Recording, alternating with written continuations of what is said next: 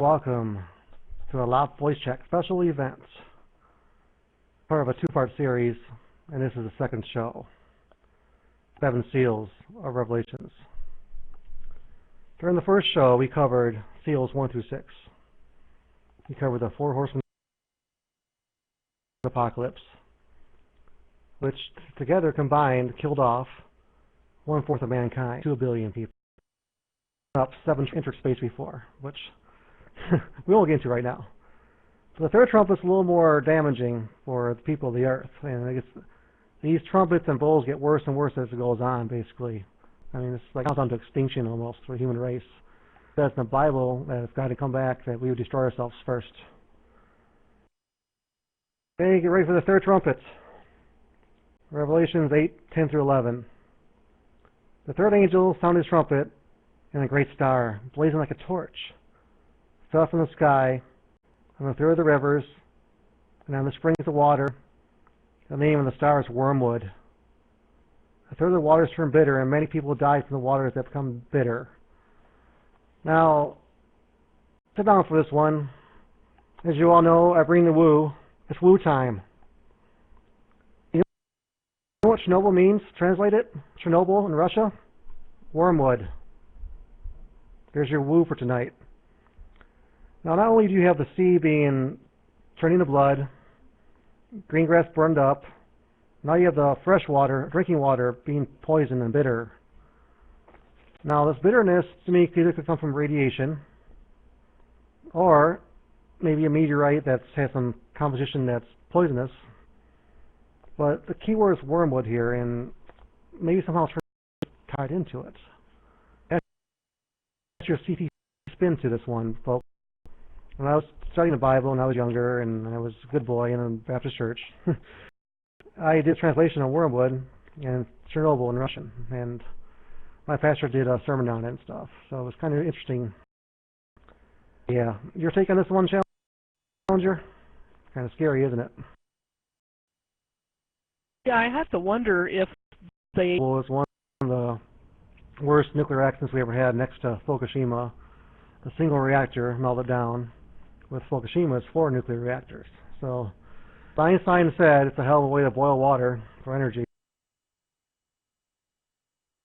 And it's true. He did a show on Fukushima a couple weeks ago. Now the 4th trumpet, and after the 4th trumpet, anything from the room now, and take on this. Smoke. Identify yourself. Identify yourself. Nothing that says it's going to be 3 days. Reducing the light by a third. I really don't know, but like I said, I just don't see a lot of support for the 3 days of darkness. Thank you. Well said. And get ready now, folks. Sit down, have a drink maybe, and get ready for the 3 woes of Revelations, which is also the 6th trumpet. Instead of angels, because that's the literal Greek meaning. Angel is actually what they call a transliteration of the Greek word on. Basically is, what do you think? They're one and the same, though. I mean, think about it. You have a particle collider in Europe, the biggest one in the world right now, and you put a statue of the destroyer of all worlds in front of it. Kind of creepy, isn't it?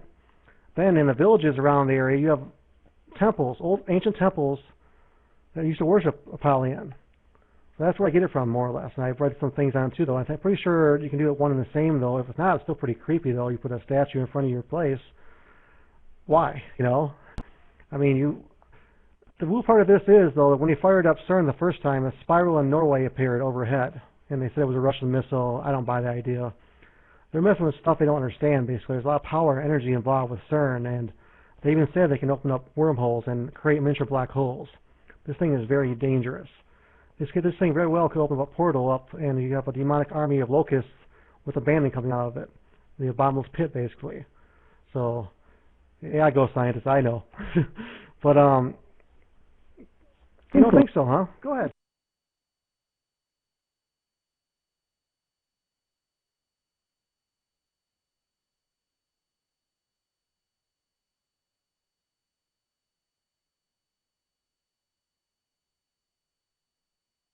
Well, I didn't want to interrupt Luke because he was talking about the fact that, you know, I thought this was a biblical thing. I didn't realize it was going to be a scientific No, CERN does not have the capabilities of creating some dense matter space or in the sky as that you're suggesting. It just doesn't. I wish it did. Wouldn't that be awesome? You could just teleport a bunch of locusts in from some other plane or planet. That would be great, but it's not. Probably the reason why they have Shiva out is because they have lots of Indian tech workers working. Soul scientists, real quick. It isn't even. They said they can create miniature black holes, though, and create wormholes with this thing, though. They can. Followers of Shiva.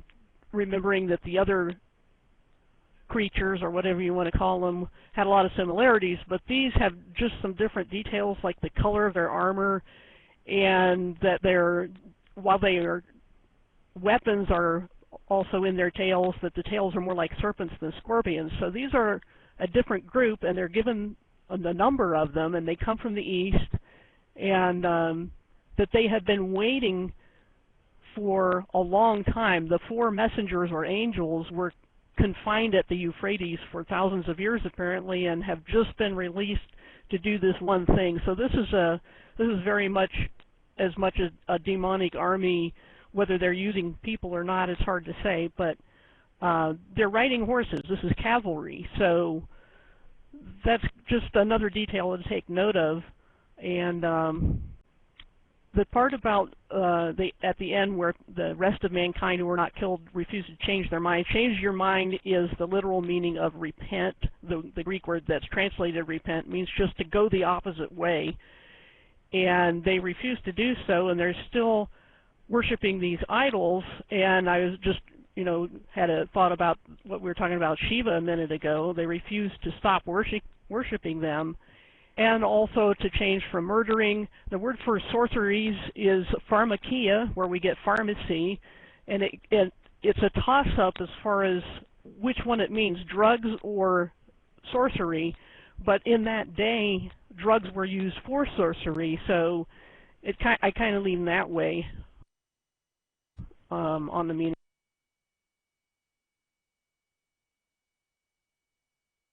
I have a little different take on this one.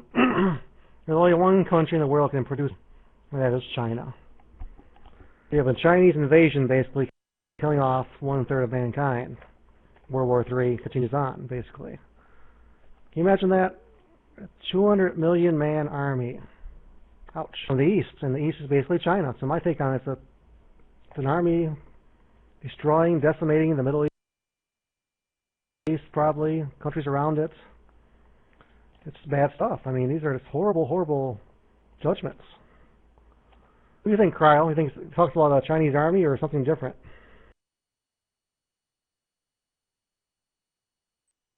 Definitely something different. I don't like to put anything related to the apocalypse directly related to anything that's going on in the world currently in politics or anything else.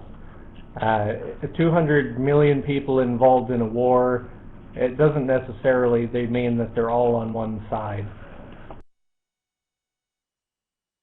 Just imagine the logistics of it and feeding the army of that size, though.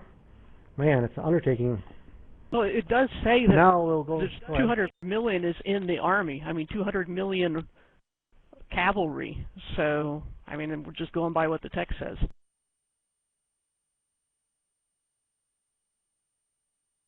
Now we'll get to the third and final woe, and this is the seventh and final trumpet, will be read by Challenger. Where exactly do you want me to start? I might skip over unless you don't want me to skip over the part where the angel comes down and says some stuff, and they get the little scroll and all these things, because that's between there's a lot of stuff going on there that with the two witnesses. Do you want me to start with the two witnesses? That's just before the seventh trumpet. Let's get to the seventh trumpet. That way, otherwise we'll be doing this for hours. Okay. Yeah, we can always come back to that if we want. Okay. Seventh trumpet sounded. This is chapter 11, verse 15. And there were voices in the sky saying, "The kingdom of the world now belongs to our master and his anointed, who will reign forever." And I'll just stop a second there. And the King James wording is more familiar. It's the line that Handel used for the Messiah. He took it right from that verse. Anyway, back to it. Then the 24 elders sitting on thrones before God fell down on their faces and worshiped God. Skipping a little bit, just to hurry. The nations were angry, and your rage came, and now is the time for the dead to be judged, to repay your slaves the prophets, and the small and great who fear your name, and to ruin those who ruin the earth. Then the temple of God in heaven was opened so that the Ark of the Covenant could be seen inside, and there came lightning, rumblings, thunder, earthquake, and I'm going to skip a little bit, the sign of the woman in heaven. Then there was another sign, or a whole bunch of signs here. And then it goes down to, there's war in heaven between Michael and his messengers who fight the dragon and his messengers. And the dragon lost and they're thrown out. Basically, I don't know, long to go here. Then we get into another sign when the dragon's hurled down, and then we're introduced to the beast, the wild animal in the Greek. And there's just so much to read here. I didn't want to read the whole thing unless you really want me. Basically, the seventh and final trumpet is more or less, you know, the war in heaven, the universal war, as Noel said, the cosmic war, basically. And God's had enough. He's coming to Earth now. You know, God's, this is enough. I'm taking control now. You guys had your chance. You know, humanity's had its chance. I'm coming to Earth and take control once and for all. So that's basically the third woe. And now people don't realize that Revelation this also involves the war in heaven too, from Lucifer being kicked out of heaven with 1/3 of the angels. You know, I mean, these are angels that were dedicated to God for a very long time, and they decided to follow Lucifer instead, though. You know. So I guess Lucifer's a great con man, more or less, or great with words to convince them, you know, we can fight and defeat the living God. You know, we can fight the creator of all things. How can a created being thinks he can beat the creator? I could not get past that. And one of Lucifer's things was pride, basically, you know. He wanted to be God. He wanted it all. You know, he was in charge of praise and worship. He was in charge of music.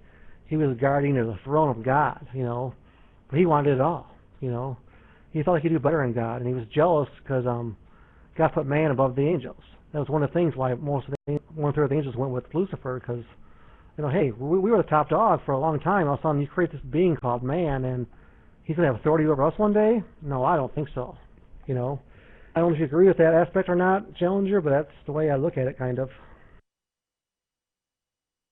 Yeah, I agree. It's kind of a mystery why people would do that, but I think we've already met some people the other day on that who basically would probably understandings, I think, to say the least. Now the seventh trumpet opens up the 7 and final bowls. This is the last of the judgments, basically, which includes the Battle of Armageddon. Now the first bowl. Smoke if you got them. Just kidding. Revelation 16:2. The first angel went and poured his bowl on the land, and ugly and painful sores broke out on the people who had the mark of the beast and worship his image. So now you have sores everywhere, basically. I think this might be a little bit of radiation, more or less. You know, you have radiation sickness, radiation sores on your body. Not sure if it means boils or maybe something else, though. But not only do you have all these plagues coming down, all these judgments, now you have sores everywhere on your body. Those who have the mark of the beast, which is the majority of them now, because most Christians are dead now, based fifth seal. Ugly and painful sores. I don't know any sores are pretty, so, I mean, I take it this bowl is at the deal with radiation poisoning, basically, from the, you have World War III going on, you have the army marching. It's like any story a nuclear strike, you know. PV says cysts, boils, etc. are symptoms of parasites too. Yeah, but you have all this going on. I'm sure you have a nuclear exchange. I'm sure you have radiation going off everywhere, so it might be radiation poisoning. What do you think, Challenger?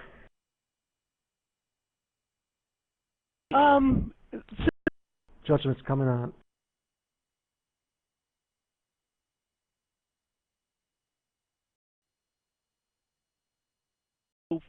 As they deserve.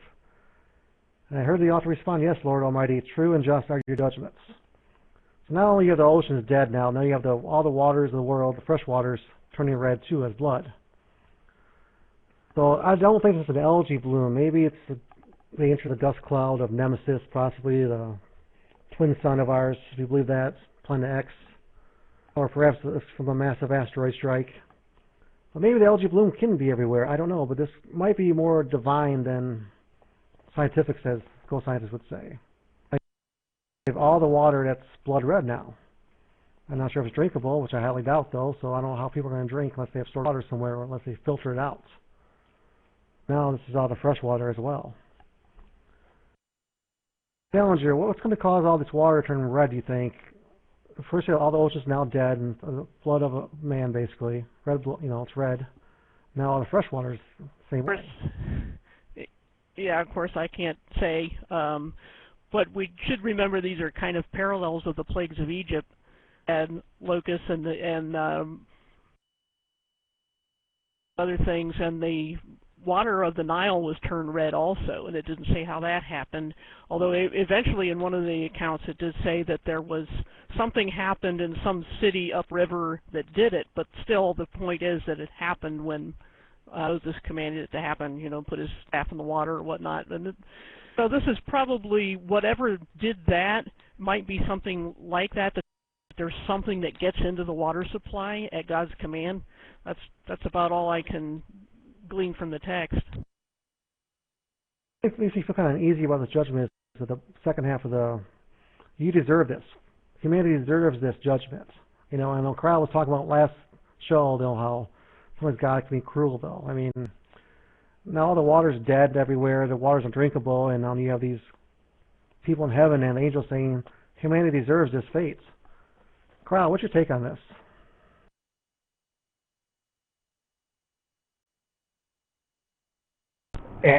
Am I the only one who has children? I mean, you guys who do have children, or at least people who do, or how children are.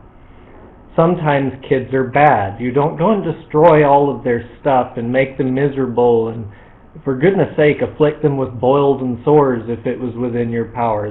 It's just a screwed up way to behave toward anyone that you care about. And yet we give it a pass because it's God, or really it's not even God, it's just this book that tells us that's what God is like. And I think that it's incumbent upon all of us to question really whether or not that accurately represents the character of God Almighty. I kind of went over this the other day, but the point here, I think, directly to your question is that humans are not children. We know right from wrong. And we know that, and it says right here that the people are getting what they deserve. They have spilled the blood of the prophets and the saints. The Christians have been persecuted for a long time, and mankind is being paid back for something they knowingly did. So it isn't like innocent children at all. If you tell your kids not to get a cookie, and then they go and get a cookie, what kind of punishment does that merit? They knew it was wrong, but they did it anyway, and then you told them not to, and they continued. It doesn't mean that you give them grievous wounds and burn everything and cause them to drink toilet water. It's not the way that you behave. What would you do if your kids were going around killing people? I'm not really sure what I'd do. I've never had that experience. I don't think that I would decide to destroy them. Typically, if somebody's going around murdering, you have to stop them somehow. But the point here again is that these are judgments for not only being really bad and knowing you're bad, but doing it, deliberately and continuously and not stopping. And we've seen other judgments that people aren't even sorry. All right, you two. Not sorry for what? Save this for after the show, please. We'll get back on target now, shall we? The fourth bowl, which is just as bad as the rest of them, if not worse. This one I can explain myself easily, and you'll see why. The fourth angel poured out the bowl on the sun, and the sun was given power to scorch people with fire. They were seared by the intense heat and cursed the name of God, who had control over the plagues, but they refused to repent and glorify him. To me, this sounds like a classic, your ozone layer of the planet's totally gone now, basically, and now you're being scorched by it. So the war for the past 6 years or so, the nuclear strikes and everything else, and all the bombardments from the meteorites, have caused the ozone layer to be non-existent. It's gone. Goodbye. Kiss it goodbye. Now, the sun's so intense, your skin burns from it. Severe sunburns, people.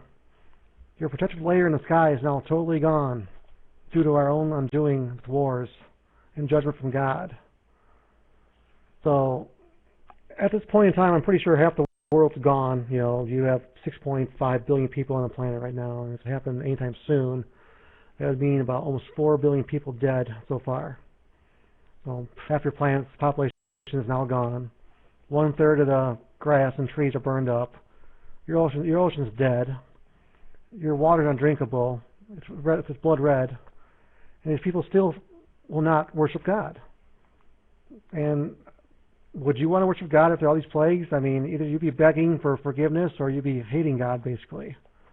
You know. And it gets worse. We've got 3 more bowls to go before the end. And this is not coming from me. This is coming from God's word, you know, and prophecy, basically.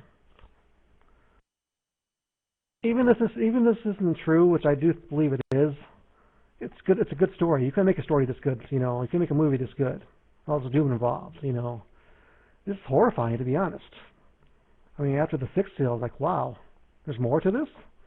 As it goes on with the trumpets and the bowls, it keeps getting worse and worse and worse.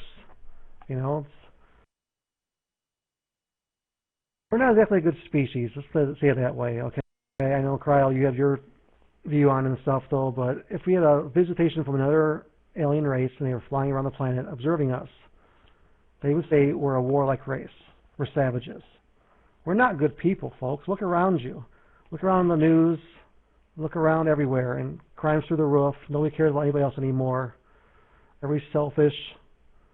I mean, we're supposed to be an evolved species, and here we are. We can't even get along with each other. You know, we want to travel the stars eventually, but we can't get along with our next neighbor, let alone the next country. You know, to me, Challenger, it seems like that. Like I said, the ozone layer is gone. You know, it's burned up, it's evaporated. You know, we destroyed it from the war and stuff. Is that your take on this also?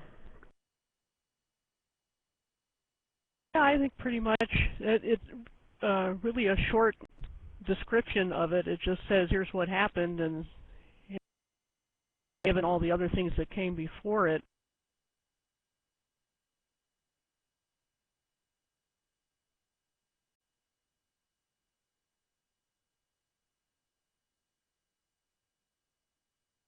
Now we have a short one, basically, for the 6th and 7th bowl, which is kind of long. The 5th bowl, Revelation 16, 10, 11. The 5th angel poured his bowl on the throne of the beast, and his kingdom was plunged into darkness. They gnawed their tongues in agony and cursed God of heaven because of the pains and sores. But they refused to repent of what I've done. So not only you have sores in your body, you know, and you're being burned in the sunlight, now suddenly darkness falls upon the kingdom of the Antichrist. I mean, how much more depressing can this get?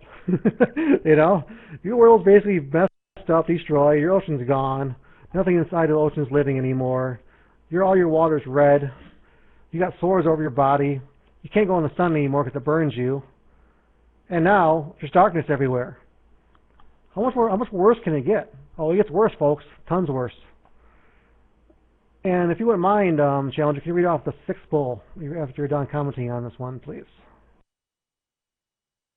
The 6th poured out his bowl on the great river Euphrates, and it dried up to prepare passage for the kings from the rising of the sun. Then I saw 3 unclean spirits resembling frogs come out of the mouths of the dragon. They are the spirits of demons that perform signs, and they go out to the whole inhabited world to gather them for battle in the days of the great God Almighty. And I would just add to that, you know,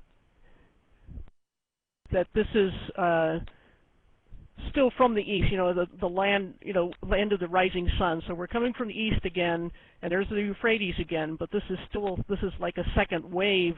Only instead of 200 million, it's clearly a demonic group of people. So, and then what comes next after this, the last bowl, we have to remember, keep in mind of the darkness. Just a little heads up on the next part.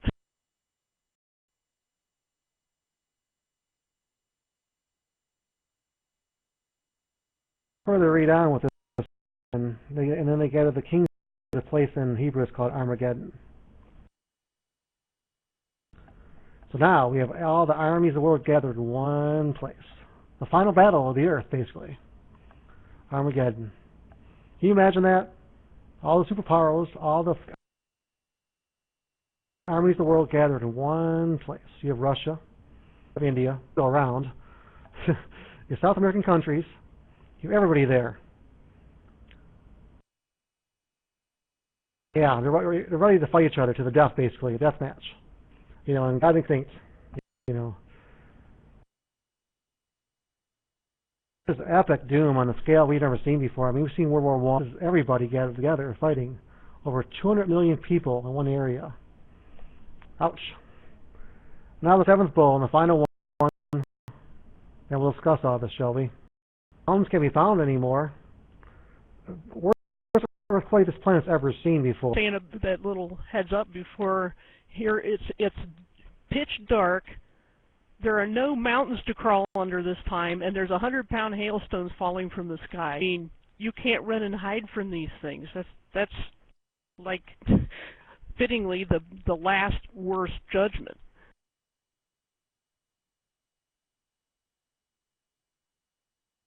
This beyond, I mean, this is the worst one ever. I mean, an earthquake that touches every major city, basically. You know, mountains are gone, your islands are gone, your ocean is dead. I mean, this is just like the nightmare of all nightmares, basically. And then you have God coming down, and these people who are fighting each other suddenly look up and see God in the sky. And what do? They don't fall on their knees. They try to fight God. Challenge, how well does that go for them? I think they lose, don't they? Yeah, you could say that. One other little thing is that they gather in the Valley of Megiddo, Armageddon, but the battle doesn't happen. God comes down, you know, with this last judgment. They can't see each other. It's pitch dark. No battle happens. Here we get ready for this great big battle of Armageddon, and nothing happens. And then, you know, of course, later on we'll read Jesus comes down and just wipes them out anyway. It's like, you know, such a surprise ending, I guess. We read on in Revelation that God defeats him with the voice of his voice, basically. It's almost like a sound weapon that obliterates everybody. And then I guess the blood goes to the horse's mane, I think, or something like that. It fills the valley up with blood, basically, and that just obliterates everything. It takes over. It takes control of the earth, more or less. Well, you have 7 seals of judgment. I'd say probably about 80-90% of the world's now dead, basically. So is there any good news of this Challenger? I mean, I've heard stories that it's supposed to be 1,000 years apiece. What do we have to look forward to? Anything? Yeah, there's a lot of people who do turn to God during. Some of them survive because they will repopulate the world after Jesus comes back and sets up the kingdom of 1,000 years. And cleanup time, obviously, that doesn't say that he's going to supernaturally clean up the place. So people are going to. And there's so many other prophecies that have yet to be fulfilled that are not mentioned in Revelation. They're mentioned in other places. But yeah, there will be 1,000 years of peace, but it will be time that is described as Jesus ruling with a rod of iron. So there will be zero tolerance for anybody getting out of line, which once again will make some people resentful, because by the end of the 1,000 years, during this time, Satan is locked up in the abyss. He's not allowed to go out and deceive the nations during this 1,000 years. But at the end, let loose just a little bit. So people have been living in peace for 1,000 years. Nothing bad happens. People live longer lives than they used to, you know, back like they did before the flood.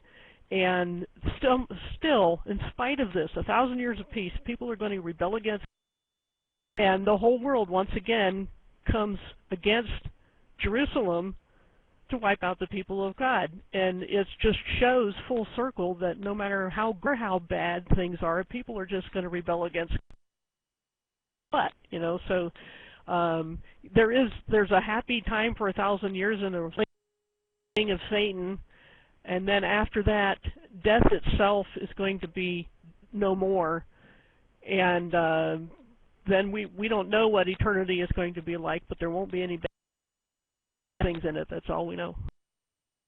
So let me get this straight. Death is no more, so we're immortal then? We don't die anymore? Interesting.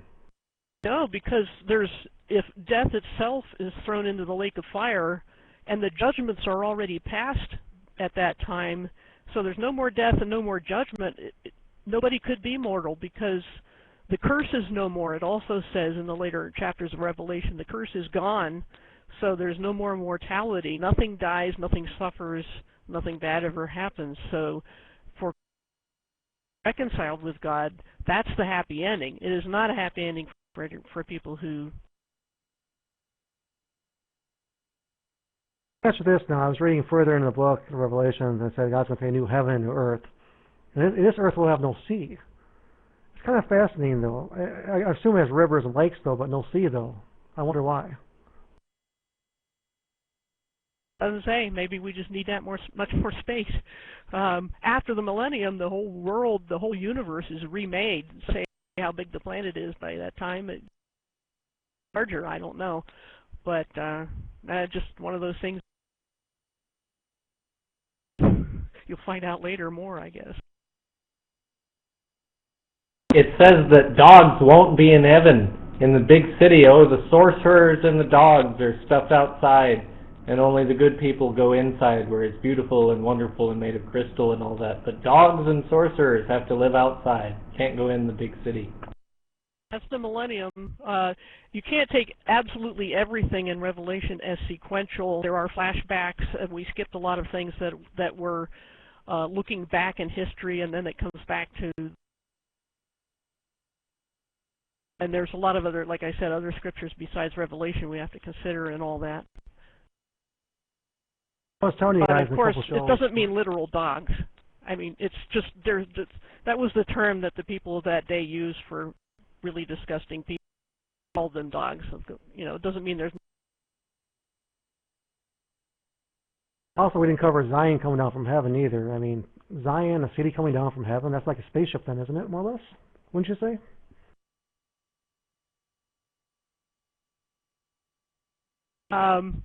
That's actually the New Jerusalem. It's described in a lot of detail. It's huge. It's like 1,400 miles square or pyramid shape. Some people think it may be a pyramid. And it replaces the sun, basically. It lights up the earth, which is another, if you don't mind a flat earth tie-in, how is it going to light up the whole earth if from one spot? But anyway, the sun does that, so that's no big deal. It's going to be huge, and it doesn't really say it ever touches the earth. It just says it comes down out of heaven, but I don't have time to get the supporting documentation and everything, but I believe it will be the place where the resurrected saints will be. And the saints, by that term, I mean people of the church age, will live in the New Jerusalem, whereas the people of Israel and all the other people are going to live on the surface itself. But that's a whole bunch of speculation and a lot of other material I'd have to cite.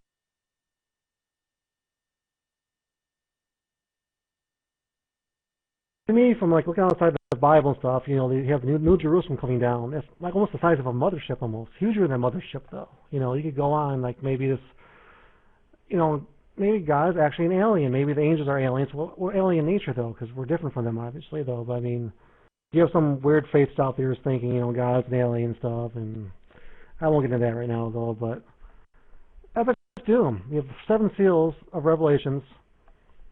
I mean, the earth gets tore up, oceans die, no more mountains, islands are gone. 90%, I think, there's some figures in Revelations like showing like 10% people left. 10%. That's what the elite wants, don't they? Most of the world gone, except for 10%. The Illuminati, the true rulers of this planet right now. Kind of creepy, isn't it? So, this is one version of it in the world. You have Islam has their own version. You have Judaism as in the days, which is simpler. Hold on a minute, Kyle. I'm not done yet. I'll wait. He's ready for it though, man. Get ready for trials. I mean, you have God destroying most of the planet, and he comes back to rule with the iron rod. You know, the ones who remain, you're probably going to obey out of fear, though. I mean, look at this guy. He destroyed the planet, his own creation, because we were too evil. We wouldn't obey his ways. I mean, how would you feel back then, Cryle? You're looking at the earth right now. It's totally destroyed. God came back, and he's going to rule with an iron rod. How would you feel about that?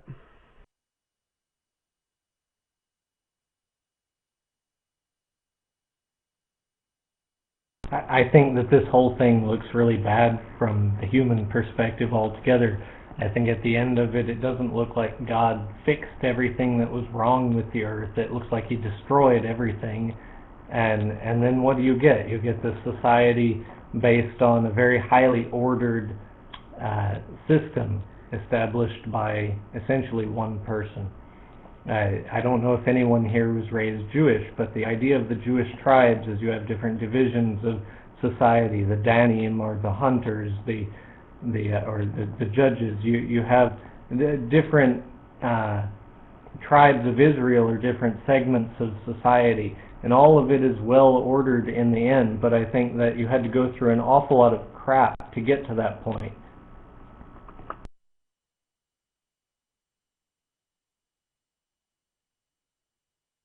Also, well, according to God in the Bible, basically, he failed him, basically. I mean, he wanted to destroy us during the flood, though. He regretted even making us, you know, back then. Now he's coming back to fix stuff again, you know?